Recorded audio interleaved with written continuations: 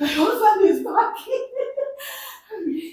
Wait, I want to go and bring my husband right inside this kitchen so we can see his reaction over our kitchen new look. Wait. Honey, come and join me and cook now. I know you just came back.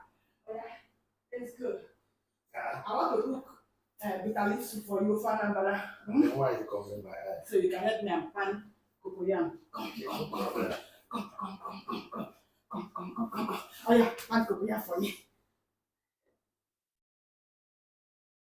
Ha! Wow. Wow. Why keep it? Odogo de na wine. Hi! You have done it again. And I got drunk.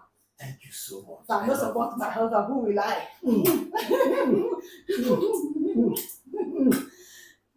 Thank God I proposed to you. Thank God I said yes. Wow. Like you Thank said, you so much. that we are helping it. So Thank you so I have much. to You have done support it you. again. You work with this. Hi. You work with this.